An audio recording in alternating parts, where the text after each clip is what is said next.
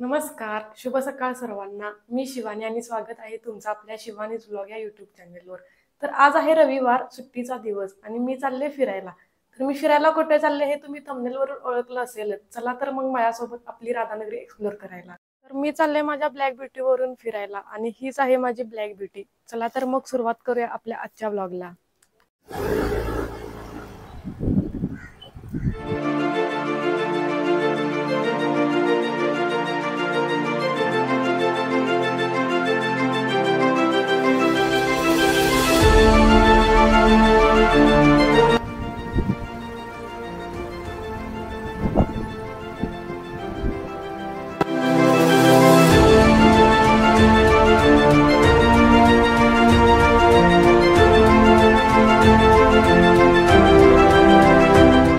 तर आता आपण पोहोचलोय गैबी घाटामध्ये. कोल्हापूरवरून राधानगरीला जाताना आपल्याला हा घाट लागतो आणि ह्याच रोडनी पुढे आपल्याला दाजीपूर फोंड्या मार्गे कोकणात सुद्धा जाता येतो.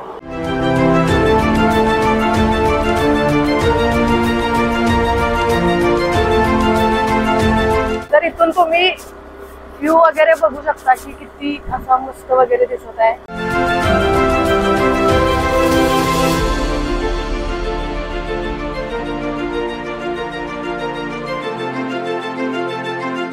जसजसं आपण घाट चढून वर येऊ तसतसं आपल्याला एका बाजूला डोंगर आणि दुसऱ्या बाजूला दरी पाहायला मिळते.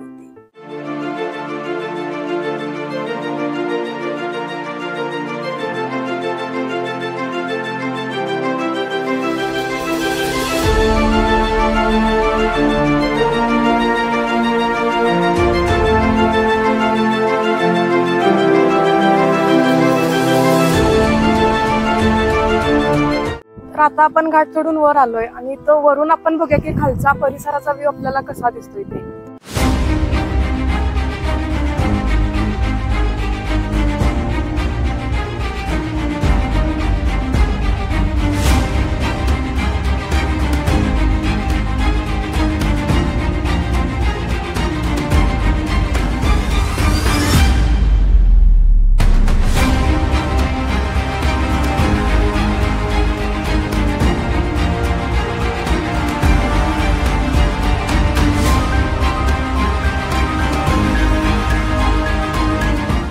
आपण जाऊयात पुढच्या प्रवासाला.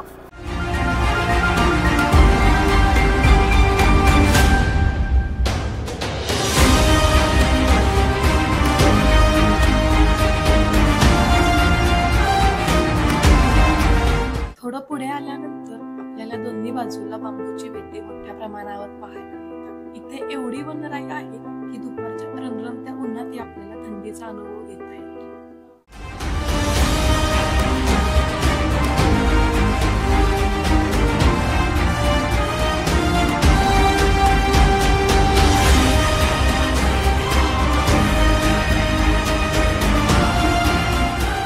वातावरण तर खूपच छान आहे, एकदम थंडगार वगैरे आणि सगळीकडे असं हिरवं ते भारी वाटाले.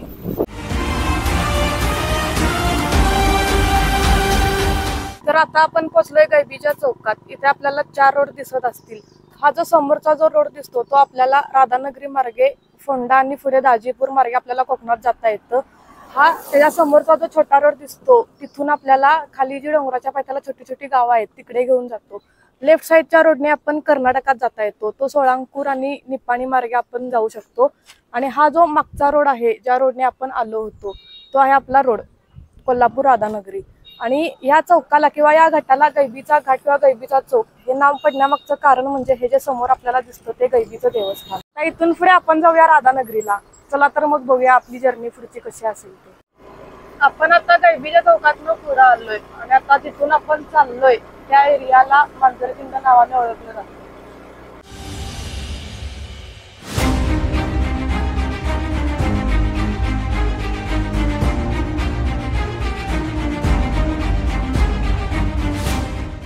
राधानगरी अभयारण्य हे महाराष्ट्रातील पहिले व युनेस्कोच्या जागतिक वारसा स्थळ यादीत समाविष्ट असलेले भारतातील एक प्रसिद्ध अभयारण्य आहे. आणि आता आपण पोचलो या अभयारण्याच्या प्रवेशद्वाराजवळ. यालाच दाजीपूर अभयारण्य या नावानेही ओळखले जाते.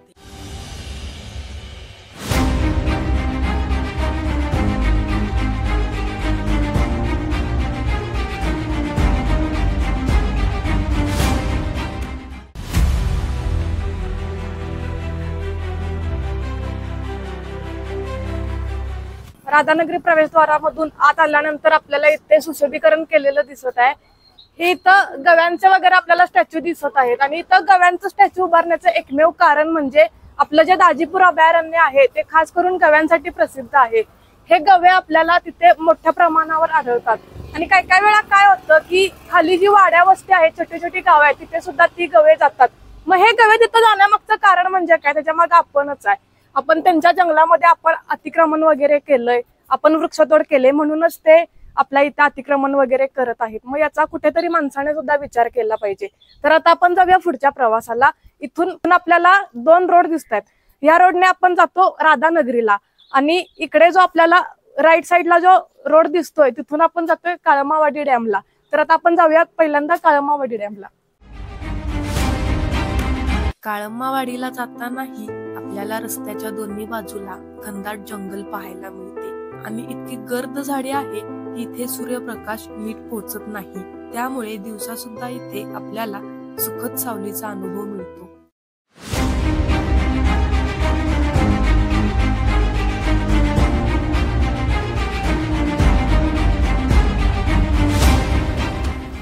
काळमावाडी धरणाच्या रोडनं जात असताना आपल्याला वाटेत कोण भेटलंय ते बघा।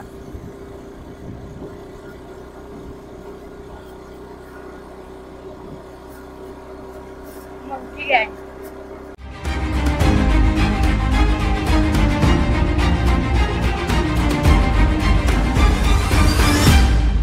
इथं आपण बघू शकता हे आहे प्रसिद्ध अंबाबाईचं मंदिर।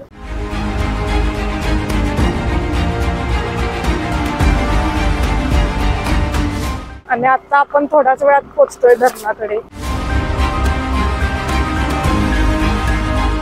आता आपण पोहोचलोय काळमावाडी धरणाजवळ आणि समोर तुम्ही बघू शकत असालच सुरक्षेच्या कारणास्तव आपल्याला मुख्य प्रवेशद्वारामधून आत जाण्यास बंदी आहे व तेथे शूटिंगला सुद्धा मनाई आहे। त्यामुळे इथून आम्ही तुम्हाला काळमावाडी धरणाचा फ्रंट व्ह्यू दाखवू शकत नाही। चला तर मग आपण दुसऱ्या बाजूने धरण पाहायला जाऊया।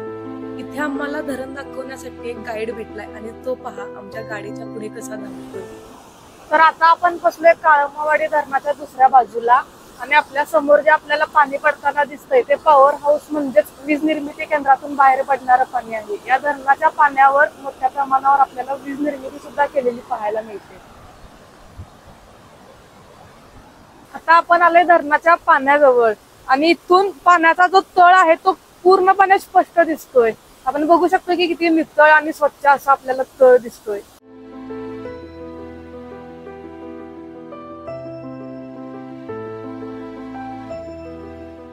पाणी सुद्धा खूप असं थंड वगैरे मस्त वाटतं एकदम। इथून सुद्धा आपल्याला तळ वगैरे पूर्ण असं क्लिअर आणि क्रिस्टल क्लिअर आपल्याला पाणी दिसतं इथून। चला तर आता पुढे जाऊयात आपण धरणाचे मेन दरवाजे बघायला।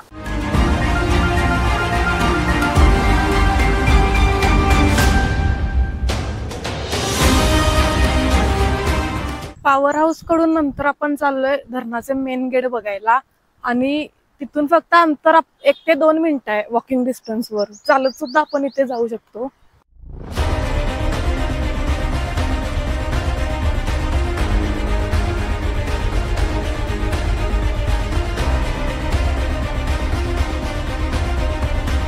आता आपण आलोय धरणाच्या मेन गेट जवळ आणि माझ्या मागे तिथे तुम्ही बघू शकताय काळमावाडी धरणाचे मेन गेट आणि ती आहे भिंत। तर हे धरण दूधगंगा नदीवर बांधण्यात आलेले आहे आणि राधानगरी तालुक्यातलं हे सर्वात मोठं धरण आहे।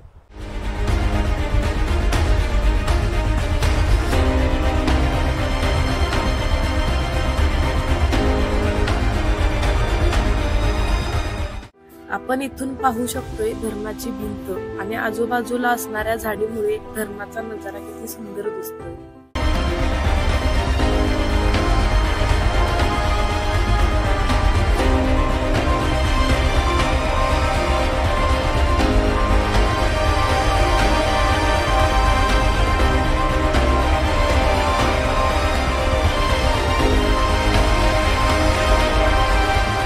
काळमावाडी धरण बघून झाल्यानंतर आपला पुढचा स्पॉट असणार आहे राधानगरी।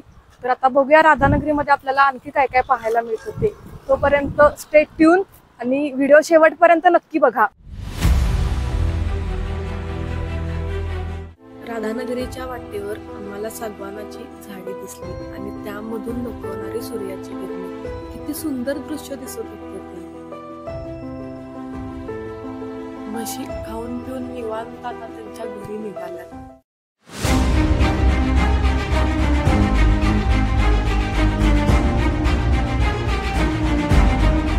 आता आपण पोहोचलोय राधानगरी या गावामध्ये.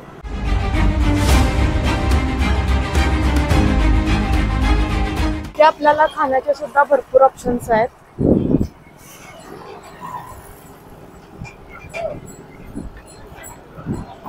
आणि हे आहे राधानगरीचं एसटी स्टँड.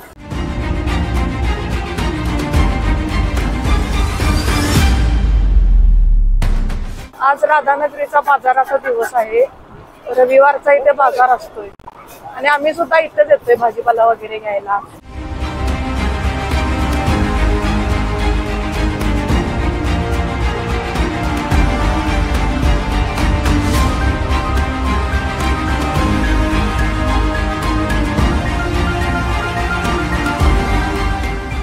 मुख्य रस्त्याने पुढे आल्यावर आपल्याला इथे शासकीय कार्यालय पाहायला मिळतात.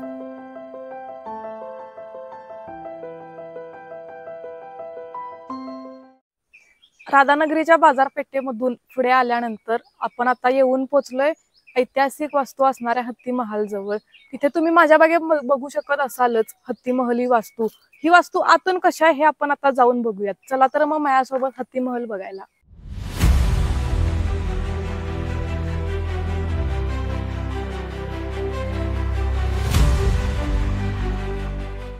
प्रवेशद्वारामधून आत आल्यानंतर उजव्या बाजूला हनुमानाचं मंदिर आहे. सोबतच या मंदिरात गणपतीची मूर्ती आहे. दर्शन घेऊन आम्ही पुढे निघालो.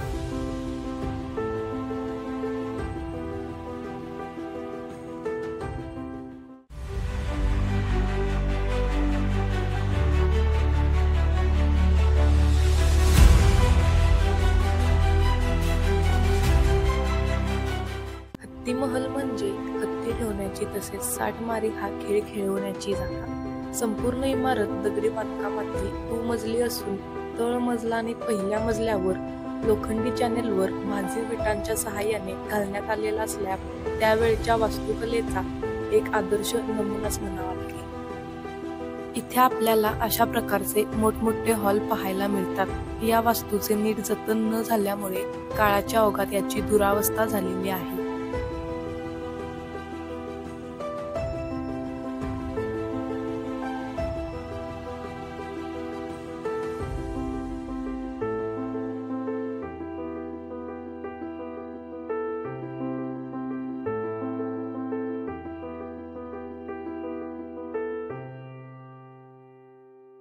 वरील मजला प्रेक्षागृह म्हणून वापरण्यात येत असावा, पण आता त्याची पूर्णतः पडझड झालेली दिसून येते.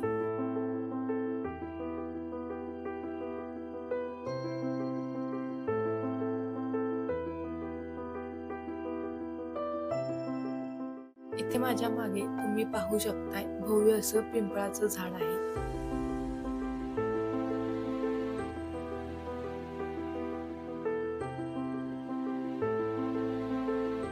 हत्ती महल ही वास्तू बघून झाल्यानंतर आपला पुढचा स्पॉट आहे राधानगरी धरण म्हणजेच राधानगरी डॅम. चला तर मग माझ्यासोबत राधानगरी धरणाकडे.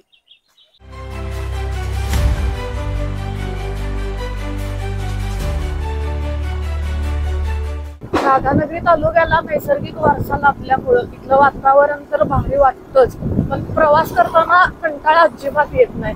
त्यामुळे तुम्ही सुद्धा जर उन्हाळ्यात वगैरे बाहेर जायचं प्लॅनिंग करत असाल तर हा तुमच्यासाठी एक बेस्ट ऑप्शन ठरू शकतो. आता आपण येऊन पोहोचलोय शाहू महाराजांनी बांधलेल्या आणखी एका प्रसिद्ध ठिकाणी. ते ठिकाण म्हणजेच तुम्हाला माझ्या मागे दिसत असलेलं हे राधानगरीचं धरण. या धरणाची असणारी खासियत म्हणजे या धरणाला असलेले 7 स्वयंचलित दरवाजे, ज्याची रचना तत्कालीन सुप्रसिद्ध अभियंता सर एम विश्वेश्वरय्या यांनी केलेली आहे आणि आशिया खंडातील हे स्वयंचलित दरवाजे असणारं पहिलंच धरण आहे. शाहू महाराजांनी दूरदृष्टीचा विचार करून हे धरण बांधलं. आजही हे धरण समस्त कोल्हापूरकरांची तहान भागवत आहे. आणि कोल्हापूर जिल्हा सुजलाम सुफलाम असण्यामागचं एकमेव कारण म्हणजेच आपलं हे राधानगरीचं धरण. या धरणाचा त्यामध्ये खूप मोलाचा आणि सिंहाचा वाटा आहे. तर आपण सुद्धा या धरणाचं पर्यावरण, राधानगरीची संवर्धन, जतन आणि संपूर्ण संतुलन राखलं पाहिजे. राधानगरी हे कोल्हापूर जिल्ह्यातील नैसर्गिक वारसा लाभलेलं एक स्थळ आहे आणि हीच राधानगरीची खरी ओळख आहे.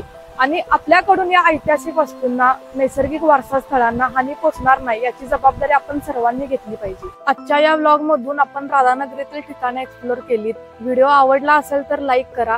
कोण कोण राधानगरीतून हा व्हिडिओ बघतो त्यांनी तर आवर्जून कमेंट कराच. पण ज्यांना ज्यांना हा व्हिडिओ आवडलाय त्यांनी सुद्धा नक्की कमेंट करून सांगा. व्हिडिओ जास्तीत जास्त लोकांपर्यंत शेअर करा. चॅनेलवर नवीन असाल तर सबस्क्राईब करा आणि अशाच नवनवीन व्हिडिओच्या नोटिफिकेशन मिळवण्यासाठी बेल आयकॉन नक्की प्रेस करा.